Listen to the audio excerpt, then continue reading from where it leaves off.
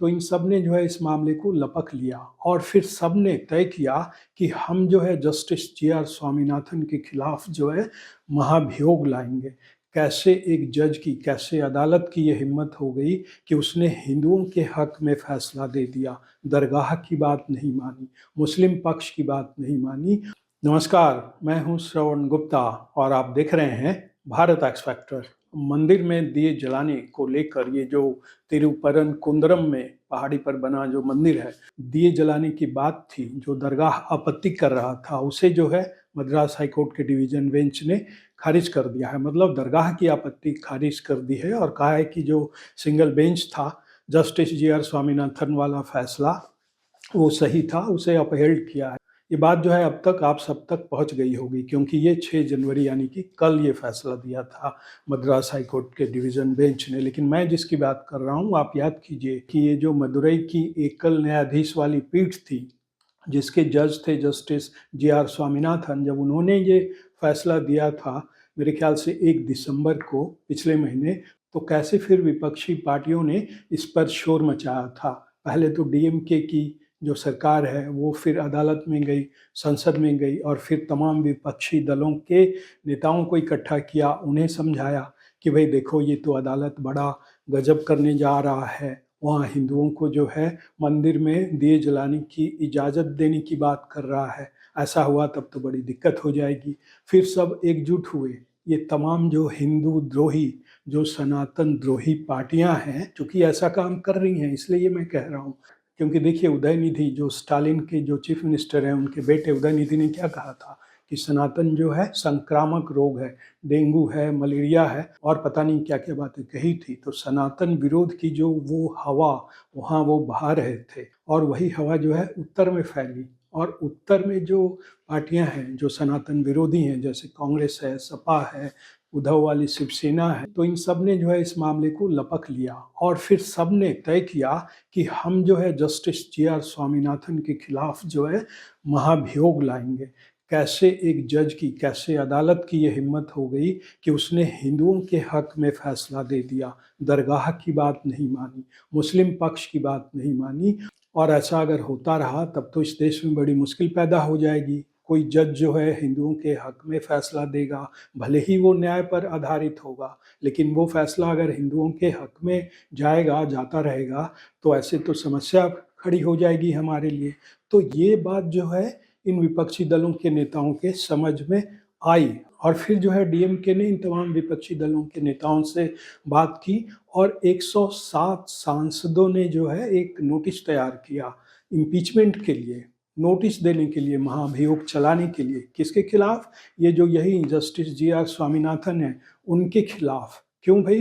क्योंकि उन्होंने जो फैसला दे दिया कि भाई मंदिर में दिए जलाने दिए जाएं, इसमें कोई दिक्कत की बात नहीं है। तो उनके खिलाफ जो है ये सब इकट्ठा हो गए, एकजुट हो गए। सोचिए 107 सांसद सबने हस्ताक्षर किए उस नोटिस पर, जो कि महाभियोग का नोटिस था। और अब आप ध्यान से सुनिए, गौर से सुनिए कि इसमें किस किस ने हस्ताक्षर किए। इस पर हस्ताक्षर किए कांग्रेस की नेता प्रियंका गांधी वाड्रा ने, इस पर हस्ताक्षर किए समाजवादी पार्टी की नेता डिम्पल यादव ने, धर्मेंद्र यादव ने। और अब आप आगे सुनिए, इस पर साइन किया शिवसेना, उद्धव वाली शिवसेना के अरविंद सावंत ने।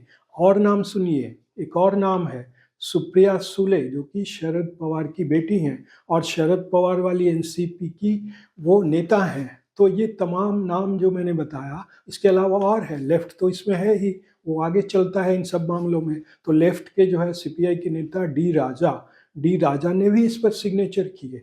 फिर इन तमाम लोगों ने जो है ये नोटिस तैयार किया, 107 सांसदों के हस्ताक्षर जुटाए, क्योंकि 100 सांसदों के कम से कम हस्ताक्षर चाहिए होते हैं महाभियोग वाली नोटिस के लिए।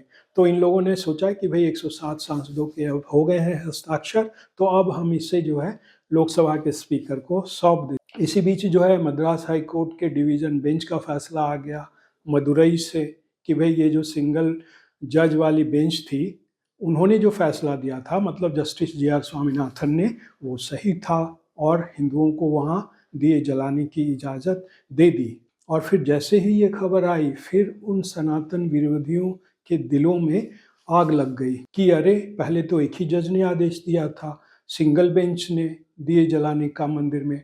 अब ये जो है मद्रास हाई कोर्ट का डिवीजन बेंच, जो कि 2 जजों का बेंच है, जस्टिस जी जयचंद्रन और जस्टिस के रामाकृष्णन का, 2 जजों की बेंच ने भी अब कह दिया कि भैया हाँ, जाओ हिंदू वहाँ दिए जलाओ, लेकिन एएसआई से पूछ लेना, उससे राय मशवरा कर लेना कि कितने लोग रहेंगे। तो ये जो मद्रास हाई कोर्ट के डिवीजन ने फिर जो है हिंदुओं के पक्ष में फैसला दे दिया, तो इनसे फिर इन्हें चिढ़ लग गई। अब जो है ये सारे नेता, जो ये हिंदू द्रोही सनातन विरोधी जो ये नेता हैं, वो जो है अब सुप्रीम कोर्ट में जाने की बात कर रहे हैं, क्योंकि डीएमके के एक मंत्री ने ऐसी बात कही है कि ये फैसला जो है जो दिया गया है मद्रास हाई कोर्ट के डिवीजन बेंच ने, वो गलत है। जाहिर सी बात है अब वो सुप्रीम कोर्ट में जाएंगे। अच्छा, ये जो महाभियोग वाली नोटिस है उस पर जो सिग्नेचर किए हैं विरोधी दल के इन नेताओं ने, उसमें लेफ्ट भी है, तो लेफ्ट की बात तो समझ में आती है, लेकिन सबसे जो चौंकाने वाला नाम है, सबसे दिलचस्प नाम है, वो नाम है अरविंद सावंत का। और अरविंद सावंत जो हैं उद्धव ठाकरे की शिवसेना के नेता हैं, सांसद हैं। और अब आप सोचिए, आप बाला ठाकरे को याद कीजिए, हिंदू हृदय सम्राट बाला ठाकरे को याद कीजिए कि वो जो है हिंदुओं के बारे में क्या राय रखते थे।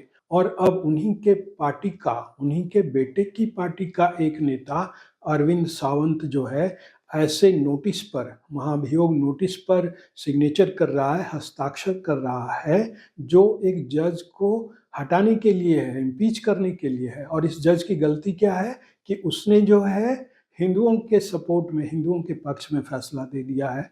अच्छा, स्टालिन की जो पार्टी है डीएमके, वो इस मामले पर इतना अड़ी हुई थी, वो इसीलिए क्योंकि अभी जो है चुनाव होने हैं, विधानसभा के चुनाव तमिलनाडु में, और उसे जो है मुसलमानों का वोट चाहिए, तो इसलिए जो है वो अदालत के आदेश के खिलाफ जा रही थी राज्य सरकार, क्योंकि जो अदालत ने बार बार कहा, 2 बार कहा कि भाई इन्हें जो है दिए जलाने दो वहाँ, लेकिन वहाँ की जो सरकार है डीएमके की, स्टालिन की सरकार, उसकी पुलिस ने जो है वहाँ भक्तों को जो है मंदिर में दिए जलाने की इजाज़त नहीं दी। स्टालिन की पुलिस ने फिर रोका, 2 बार रोका, तब अदालत ने जो है न्यायालय की अवमानना का केस जो है चलाया। और इस मामले में, और अभी ये मामला लंबित है, मतलब ये कंटेम्प्ट ऑफ कोर्ट वाला मामला जो राज्य सरकार के खिलाफ है वो लंबित है, उस पर भी अभी फैसला आना है। और उसकी सुनवाई यही जस्टिस जीआर स्वामीनाथन करेंगे, जिसमें उन्होंने पिछले दिनों पूछा था चीफ सेक्रेटरी से कि भाई जो आप ऐसा कर रहे थे, हमारी बात नहीं मान रहे थे, तो ऐसा क्यों कर रहे थे, किसके इंस्ट्रक्शंस पर कर रहे थे, तो आप हमें ये लिख कर बताइए, हलफनामा देकर बताइए कि आपने हमारे आदेश को क्यों नहीं माना और किसके निर्देश पर आप जो है ये सारी चीज़ें जो है आप कर रहे थे। अब चूंकि तमिलनाडु में चुनाव होने हैं कुछ महीनों बाद, तो बीजेपी भी जो है इसे लेकर तमिलनाडु में कूद पड़ी है, क्योंकि अभी अमित शाह थे 2 दिनों के दौरे पर, और बीजेपी की जीत की बात की, कहा कि बीजेपी को इस बार चुनाव नहीं लड़ना है, बीजेपी को वहाँ जीतना है। और फिर उसके बैकग्राउंड में ये मंदिर में दिए जलाने वाला मामला, और हिंदुओं के पक्ष में आया ये अदालत का फैसला। और फिर आप याद कीजिए, कुछ दिनों पहले आरएसएस के प्रमुख मोहन भागवत भी वहाँ गए थे, और उन्होंने कहा था कि हिंदू जो है तमिलनाडु का अब जागृत हो रहा है, और ज़रूरत पड़ी तो हम जो है इस मामले को लेकर आगे बढ़ेंगे तमिलनाडु में।